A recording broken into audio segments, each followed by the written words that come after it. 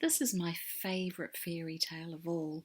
I remember my grandma reading it to me when I was young, and it's Sleeping Beauty. Long, long ago, and far, far away, there was a king and a queen who lived in a splendid castle.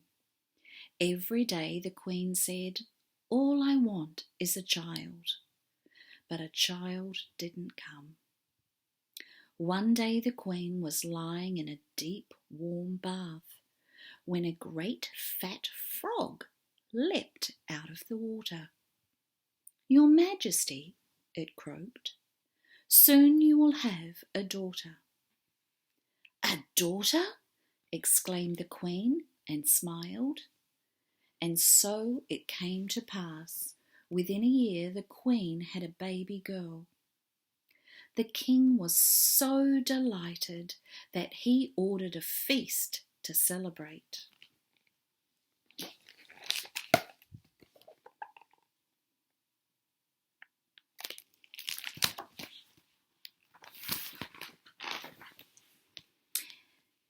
"Invite all the lords and ladies, dames and knights," commanded the king, "and the wise women of my kingdom shall be the princess's fairy godmothers."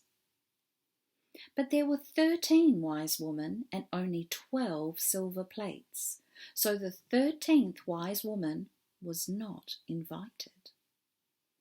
The feast was splendid, the hall magnificent, and the food delicious.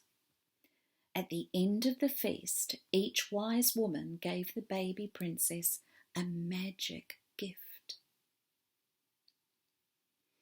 The first gave the gift of goodness, the second the gift of beauty, the third gave wealth, and the fourth gave kindness. When the last was about to give her gift, the 13th wise woman, the one who had not been invited, burst into the hall. "It's a terrible, terrifying voice," she said.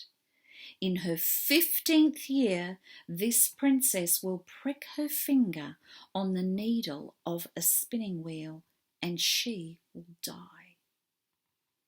Then she turned and left. The hall fell silent.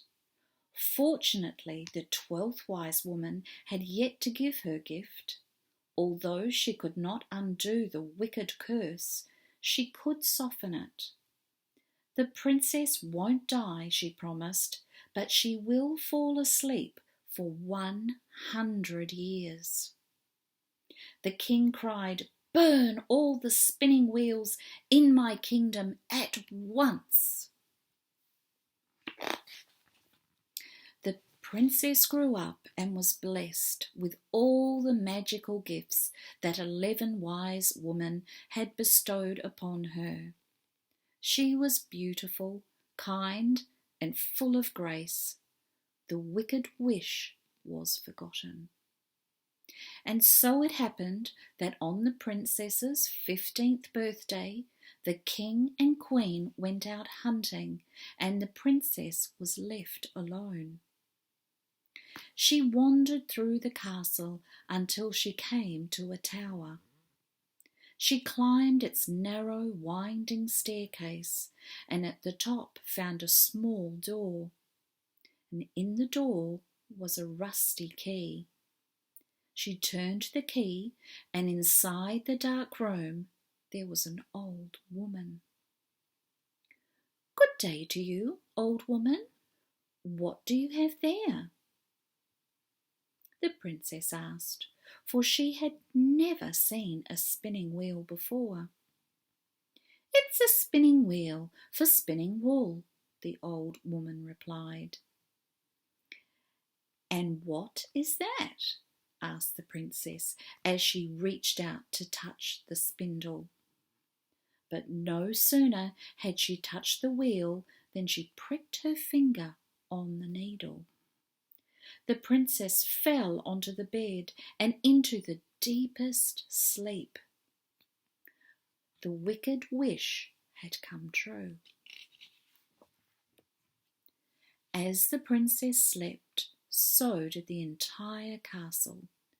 The king and queen, returning home, fell asleep on their golden thrones. The horses fell asleep in the stable. The cook, who at that moment was reaching out to punish the kitchen boy, fell asleep, and so did the kitchen boy.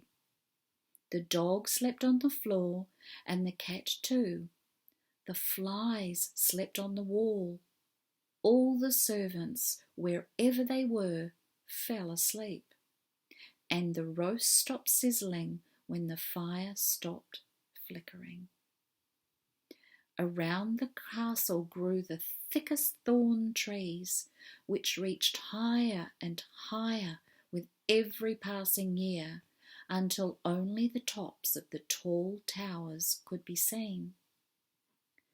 Throughout the land, people spoke of the sleeping beauty. Many princes tried to enter the castle, but they got caught in the thick thorns and could never free themselves and died. Almost 100 years later, a handsome prince was riding through the land when he met an old man who told him about the castle behind the wall of thorns and the sleeping princess within. "Her name is Briar Rose," said the old man.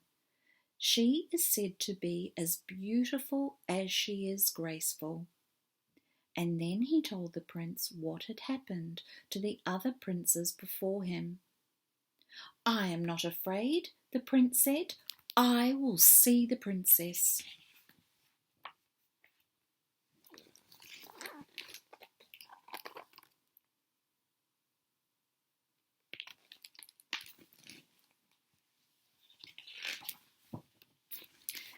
It so happened that on the day the prince reached the castle, exactly 100 years had passed. As the prince cut at the forest of thorns with his axe, the thorns magically turned into beautiful flowers that swayed aside to make a path for him to enter. Once inside the castle, the prince saw the king and queen asleep on their golden thrones, the horses asleep in the stable, and the pigeons on the roof with their heads under their wings. The flies slept on the wall, the dogs slept on the floor, and the cats too. Everyone was sleeping, everywhere was silence. As the prince walked further and further into the castle, all he could hear was the sound of his own breath. At last the prince came to the tallest tower. He climbed the narrow, winding stairs until he reached the small door with the rusty key. He turned the key and opened the door. And there lay Briar Rose asleep on the bed. He was overcome with her beauty. The prince kissed Briar Rose. She awoke and looked at him kindly. Together the prince and princess left the small room in the small tower and walked through the castle. The queen and the king awoke and were astonished. The horses in the stable shook themselves, and the dog jumped up and chased the cat. The pigeons took their heads from under their wings and flew out to the fields. The flies buzzed around. The kitchen boy dodged the cook. The fire in the hearth broke into flames, and the roast sizzled again.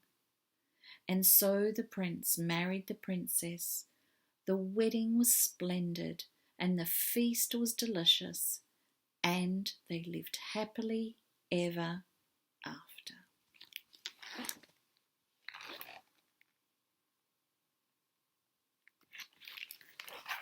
It's time for me to go to bed.